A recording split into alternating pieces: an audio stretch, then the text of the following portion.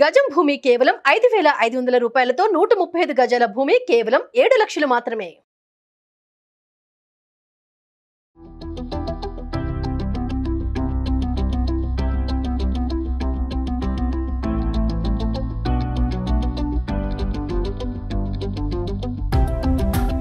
Welcome to Suman TV.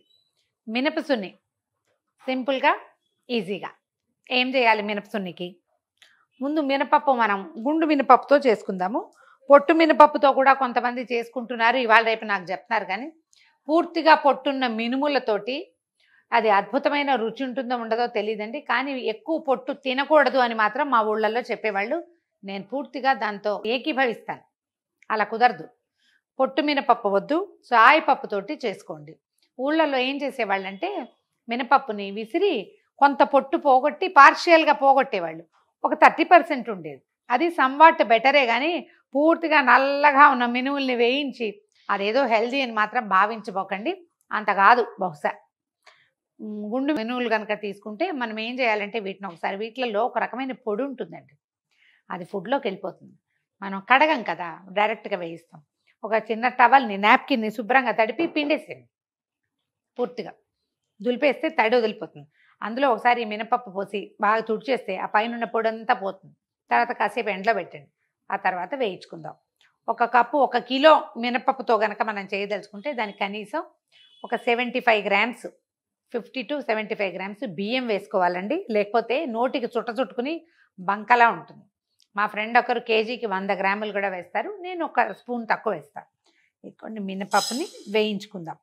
1 cup మినపప్పుకి 1 చిట్టి cup 1 spoon బియ్యం వేస్తున్నాను. పప్పు అంటున్నా కానీ పప్పు కాదు, గుండు మినుములు. వీటిని దోరగా వేయించుకుందాం. కాస్త ఓపిక్గా వేయించాలండి. మీ దగ్గర ఏమైనా మైక్రోవేవ్ ఉంటే మైక్రో కూడా చేసుకోవచ్చు. మైక్రో లేని వాళ్ళు మనలాంటి మామూలు వాళ్ళంతా చక్కగా మూకుడులో వేయటం, తాపిగా ఓపిక్గా సన్నటి మంట మీద నిదానంగా మంచి ఎరుపు రంగు వచ్చేదాకా వేయించుకోవాలి. వేయించి చల్లారి పెట్టుకోవాలి. ముందు వేయించేద్దాము, చల్లార్చే ప్రక్రియ తర్వాత చూద్దాం. మినపప్పు దోరగా వేయించామండి, కనపడుతుంది చూడండి, ఎర్రగా వేయించి చల్లార్చేసాం. చల్లబడిపోయింది. చల్లబడిన దాన్ని మిక్సీలో పోసేసుకుందాం. ఇదివరకు తిరగట్లో పోసేవాళ్ళం అండి, ఇప్పుడు అవకాశం లేదు కదా. మిక్సీయే అన్నిటికీ ఒకటే మార్గం, ఏకమూలికా ప్రయోగంలాగా చేస్తున్నాం అనమాట. దీన్ని గ్రైండ్ చేసి కొంచెం జల్లెడ ఒకటి దగ్గర పెట్టుకుని, మెత్తటి పిండి కావాలి మనకి, బరకు ఉండకూడదు. కసకస అని ఉంటే బాగుండదు, మృదువుగా ఉంటే నోట్లో వేసుకోగానే కరిగిపోతుంది.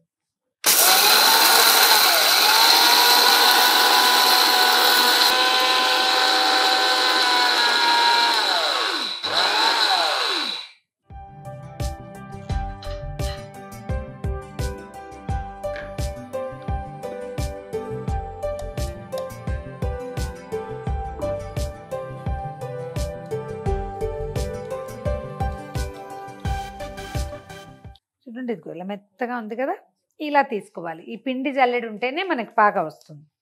ఇట్లా జల్లించి మొత్తం మినపప్పుని మెత్తటి పిండిగా చేసేసుకోండి. పిండి మొత్తం జల్లించేసానండి.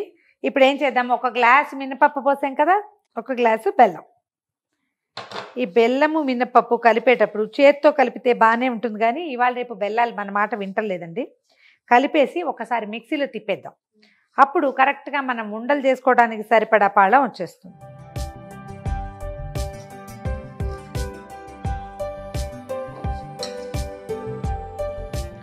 ఈ మినపప్పు వేయించి అందులో పంచదార కలిపి తిరగట్లో పోసి విసిరేసేవారు. నేను హాస్టల్లో ఉన్నప్పుడు కంఫర్టబుల్గా ఉంటుందండి. ఆ పిండి పట్టుకెళ్ళిపోయి ఎప్పుడు కాలినప్పుడు నెయ్యి కాచుకొని పోసుకుని లడ్డూలు చుట్టేసుకునేదాన్ని. పంచదార మినపసున్ని కూడా చాలా బాగుంటుందండి. ప్రయాణాల్లో మంచి వీలుగా ఉంటుంది కూడా. అలా చేసి ఇచ్చేవారు, పంచదార పోసేసి విసిరేసేవారు అనమాట.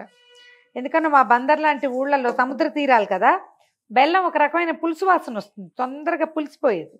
అందుకని పంచదార ప్లాన్ వేసేవాళ్ళం అనమాట. ఇప్పుడు నేను ఎక్కువగా బెల్లమే చేస్తాను, తాటి బెల్లం కూడా చేస్తుంటాను అప్పుడప్పుడు. మనం బెల్లంతో చేసుకోవచ్చు, తాటి బెల్లంతో చేసుకోవచ్చు, సగం బెల్లం సగం పంచదార కూడా చేయొచ్చు. ఒక్కసారి తిప్పేద్దాము. చేయంత ఈ పని చేసినప్పుడు ఇలాగే ఉంటుందండి. This is quite natural.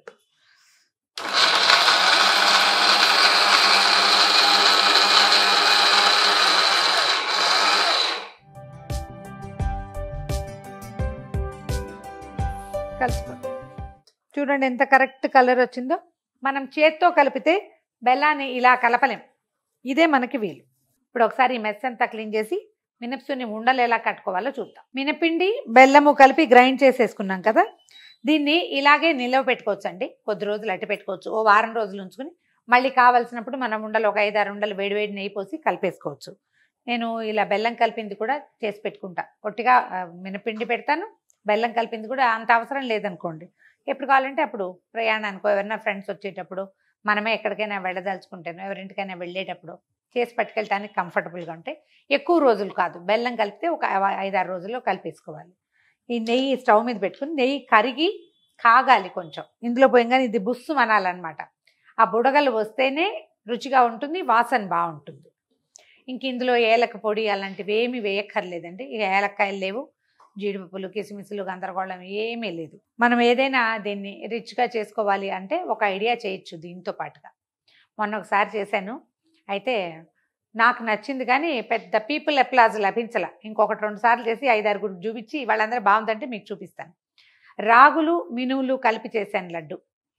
నాకు బాగానే ఉందనిపించింది, ఇంకొంచెం హెల్తీగా కూడా అవుతుంది కదా అనిపించింది.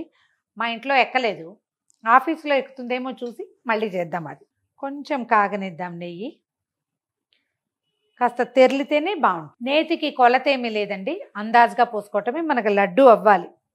మంచి కమ్మని నెయ్యి, ఇంట్లో కాచే నెయ్యి ఉన్నప్పుడే ఈ మినపసున్ని పెట్టుకోండి, అప్పుడు బాగుంటుంది. ఇది నిలవ నెయ్యి లేదా కొన్న నెయ్యితోటి అంత రుచిగా కుదరదు. చూద్దాం. అదిగో బుసబుస అంటుంది చూడండి, అలా రావాలన్నమాట.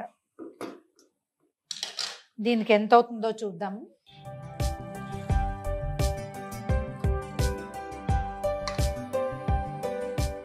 సరిపడా చేసేసుకుని కావాలంటే నెయ్యి మళ్ళీ వెచ్చబెట్టుకుని పోసుకోవాలి. అంత వేడే ఉండదండి, క్షణాల్లో చల్లారిపోతుంది.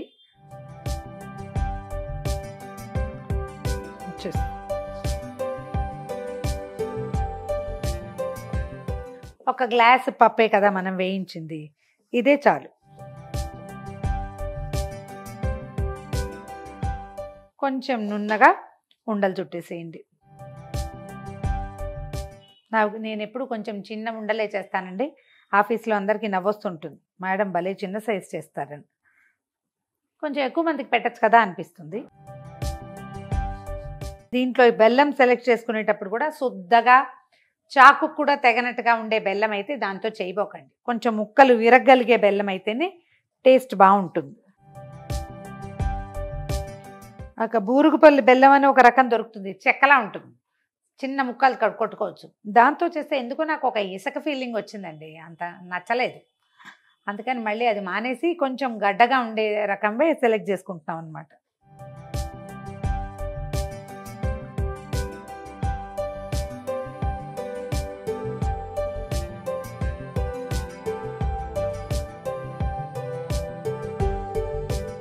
గుమగుమలాడే కమ్మని రుచికరమైన బలవర్ధకమైన మినపసున్ని చాలా సింపులేనండి.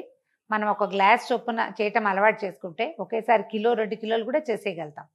ఒక గ్లాస్కి ఒక గ్లాస్ మినపప్పు వేసాను, ఒక గ్లాస్ బెల్లం వేసాను కదా, చూడండి 15 లడ్డూలు వచ్చినాయి. దీనికి ఒక చిన్న అంత కప్పు నెయ్యి పట్టింది.